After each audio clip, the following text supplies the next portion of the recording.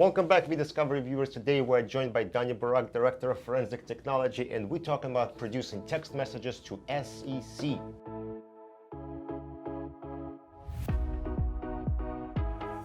So we're going to talk about our SEC specifications. We're looking at page 9, SEC specifications from June of 2019 that we have recently downloaded from SEC website. So we're going to talk about the text message section, and this is just like before, it's a discussion. It's not necessarily we telling you exactly how to produce, but we talk about what different fields are and how we would interpret that. And of course, your opinion, you are welcome to put it in the comment section below and tell us if you have a different interpretation on some of these things. So Donnie, welcome to the studio. As usual, it's awesome to have you here. It's good to be here. I'm not sure if you've seen this section for text messages. I know when we produce text messages, fields are usually a little bit different. We're talking about like subjects and chat rooms, and these are a little different. Can you tell us a little bit how you interpret these? Sure. fields? So one of the things to consider when you're looking at these text message fields versus the ones that we've talked about in previous videos is that these are referring to SMS text messages that come from carriers. So when you're dealing with carriers, you deal with some ID numbers and account names that you're not necessarily going to have when you deal with another application. Like a WhatsApp yeah. or something like that, or Telegram. So what do you think like account number would be? That would probably be your either like a Verizon account number or maybe a phone number or something like that. Right, so that would be the account number that is associated with whatever it is that was turned over. So if you requested from Verizon, then you'd have the account number of the account that was provided.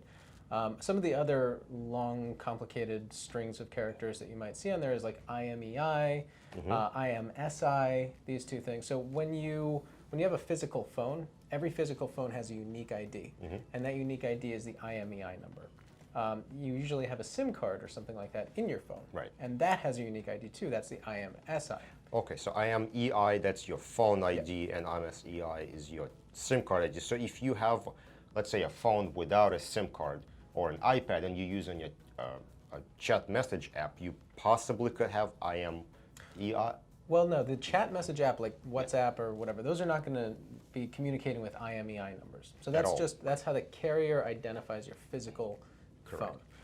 And the same thing with the IMSI number. So how could this be of evidentiary value, right? So if you have, let's say, a SIM card is stolen and used in another phone, then your IMEI number won't match the phone that you actually have, but your IMSI number would. So these are situations where those numbers can actually be useful. Got it. Okay, that's an interesting idea. So if the SIM card changes phones and you can track back as to what actual device was used to send text messages, but it doesn't help too much with WhatsApp and Telegram and so on. It doesn't help at all with those, and another caveat is with iMessage, you're bypassing the carrier completely. So if you were to go to the carrier and request data and you were to get some of this information, you'd be missing large portions of the conversation if that person was communicating with another iPhone user over iMessage or with another third-party chat app. Well, what's interesting is I don't see the content of the actual text message here. Well, if you're requesting content from the provider doesn't actually have the content. The provider just has metadata. So this is information about presence of text messages at the carrier level. So yeah, if you're requesting from, let's say you don't have the device, you don't have access to the device, but you requested from Verizon or AT&T, they collect metadata about your phone. You can request the metadata, and they're not actually going to have the text message. Then let's then change this to sort of like a practical scenario. So what do we do if we need to produce text message? We have text messages from Telegram. We need to produce them over. Do we follow these specifications? Or do we just create a big DAT file or an Excel and send it to them? What would be your recommendation here? Well, so we did a previous video on this because some of our clients have seen a lot of confusion around this, where they'll look at the SEC specs and they'll say, okay, we're going to base our request on these because these are text message specs. And then they'll demand that the other side produce the IMEI and the IMSI numbers for WhatsApp or for Facebook Messenger. And then the other side's like, well, I can't do that. And then they get into a whole fight about it because they don't understand what these things actually mean. They're just trying to get the data that they see on the page. So you want to be aware of what these things mean and why you actually want them. So the IMEI and the IMSI, like I mentioned, could be very important evidentiarily if you're trying to prove who it was that had what device. You know, it's like this is this person's phone, You have their phone today, you can match it against the IMEI number, you have the metadata in the carrier. If they're saying, oh, somebody messed with the database or something like that, you can verify that against a secondary source. There could be a lot of reasons to go for these types of things. You suspect people are communicating, but let's say they wiped their phone and that information is no longer available. There's no backups, nothing. You might have to rely on metadata to show that a conversation took place or to show that two people were communicating based on the phone that they have and the account that it was under. The carriers maintain all of this information that doesn't necessarily have the content, but could be very evidentiary. Got it.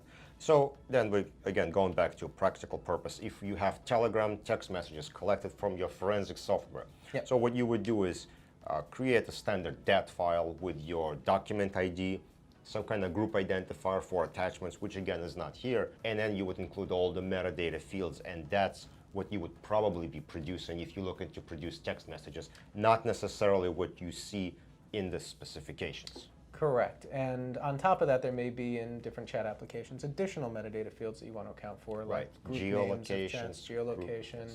Now, there's one interesting thing that was listed here is SEC on occasion may even accept forensic images of phones, which was very interesting to me. So they said that chatroom data could be accepted in. Okay.